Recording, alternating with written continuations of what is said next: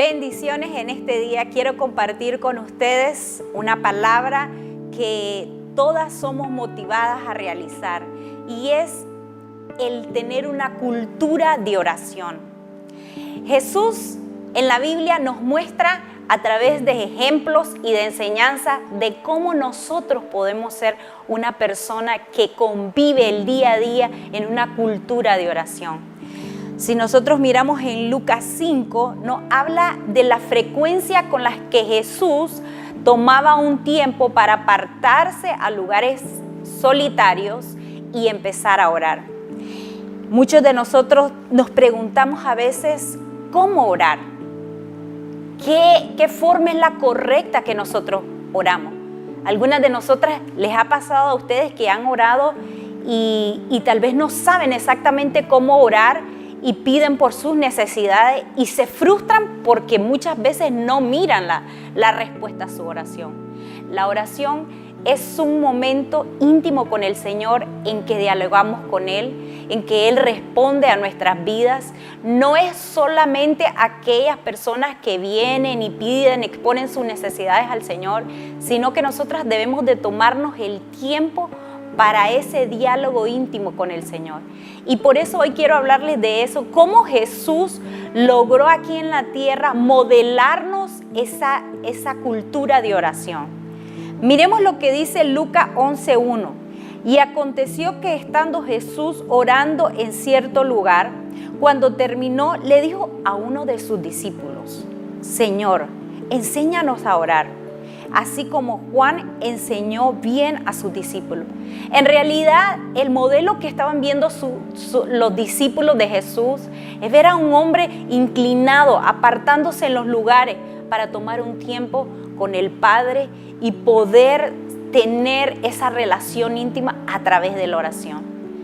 Entonces, los discípulos, admirados por estar viendo a Jesús, dijeron: enséñanos a orar, Jesús. ¿Cuántas de nosotras hoy en este día estamos dispuestas a tomarnos estos minutos y decirle al Señor que nos enseñe a tener una mejor oración a través de su palabra? Entonces, veamos lo que dice la Biblia acerca de cómo no debemos orar. Y la Biblia nos habla de formas de las que nosotros no debemos orar. En el versículo, en Mateo 6, el versículo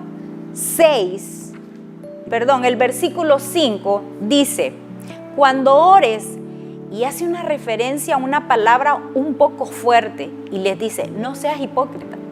¿Sabes que una persona hipócrita es aquella que muestra una apariencia? Entonces dice: no seas como ellos, dice, porque ellos oran en pie en la sinagoga para ser vistos.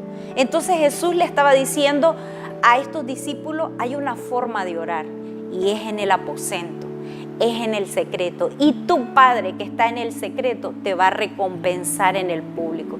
Entonces, en otras palabras, el lugar más íntimo que tú tengas, tu cuarto, tu casa, tal vez hay un rincón ahí en tu closet, no sé dónde tienes un lugar que se propicie ese aposento, ese lugar donde te puedes apartar, donde solo tú y Él están presentes en ese momento de oración.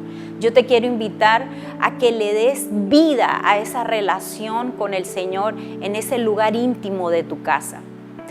Bien, algunas se estarán preguntando en este momento: pero pastora, a veces yo tengo que salir corriendo, voy para mi trabajo. ¿Tiene que ser necesariamente un lugar, un aposento donde yo pueda orar?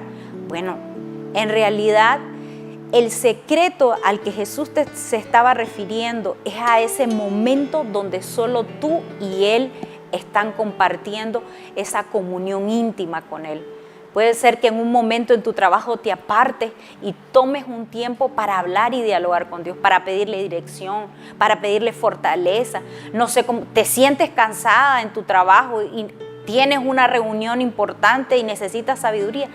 El aposento, el lugar donde te apartas en el secreto para Dios, es el lugar donde necesitamos cultivar esa oración con Él.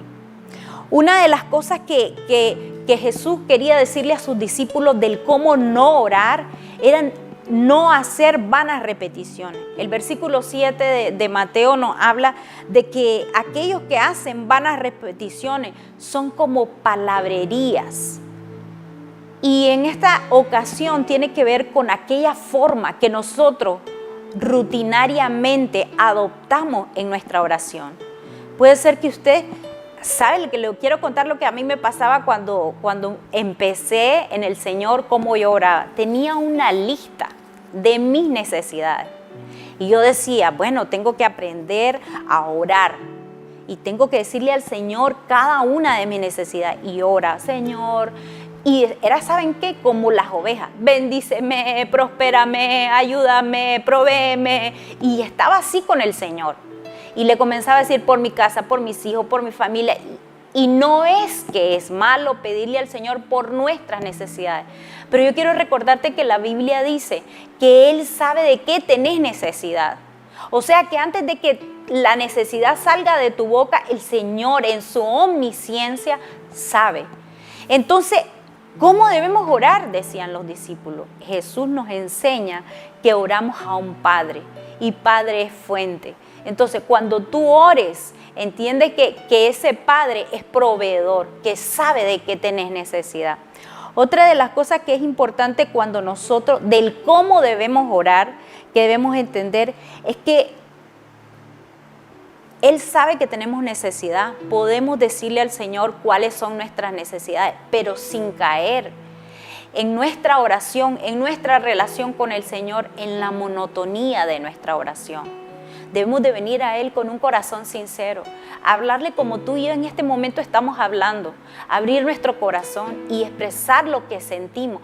Pero Dios también, a ese Padre, espera que nosotras como hijas respondamos a ese papá con amor, ministrando a Él su presencia en nuestras vidas. Otra de las cosas que nosotros debemos de reconocer, y les decía, Él es omnisciente, pero necesitamos saber que Él sabe que nosotros fallamos, que no somos perfectas y nosotros podemos venir a Dios a exponer nuestras faltas, nuestras necesidades. Otra de las cosas que enseña el Padre nuestro en la oración es que dice, pídanle al Señor que los libre de todo mal, que los guarde. Debemos de venir confiadas al Señor cada día, que Dios protege tu casa, Dios protege tus hijos, que ninguna enfermedad va a ser parte en tu casa, ni con tus hijas, ni con tus hijos, ni en tu hogar, ni con tus familiares. Pedimos al Señor, pero pedimos confiando, pedimos creyendo, porque sabe que una de las cosas nos pasa, que a veces la tristeza, la enfermedad o cualquier situación que estés pasando, puede ser que nuestra confianza mengue. Y tenemos que apropiarnos de las promesas de Dios, que si la palabra de Dios dice, tú guardarás en completa paz aquel cuyo pensamiento en ti persevera. Así que nuestros pensamientos deben perseverar en sus promesas, en sus palabras. Y a eso estamos invitados a vivir en nuestra cultura de oración. Y para finalizar, esto es muy importante y muy clave y quiero que le pongas atención. El versículo 31 dice que cuando estemos orando no nos afanemos, porque una de las cosas que nos pasa es que nuestra oración se vuelve un afán. Pareciera que tenemos que convencer a Dios que nos bendiga y en realidad desde antes de la fundación del mundo nosotras fuimos ya bendecidas. Así que quiero invitarte a que no te afanes en tu oración, a que escuches que cuando la palabra dice, si nosotros pensamos, ¿qué comeremos? ¿Qué beberemos? ¿O qué vestiremos? El versículo 33 nos da la respuesta y esta es la promesa en nuestras oraciones. Cuando ores al Señor, confía, cree que le hay y también no te afanes. Porque si tú buscas en tu oración primeramente el reino de Dios y su justicia, todas estas cosas van a ser añadidas. Cuando yo entendí que no debía en mi oración querer convencer a Dios que me bendijera, sino saber que Él es mi Padre. Y como mi Padre, yo le busco a Él, busco las cosas del reino, le busco, le ministro y sé que todas esas cosas aquí en la tierra van a ser añadidas porque tú y yo somos bendecidas. Tenemos a un Padre que quiere proveer sobre nuestra vida. Así es que ten fe, ten esperanza, que tu oración, que tu cultura de oración sea llena de confianza a un Padre que todo lo da. Bendiciones.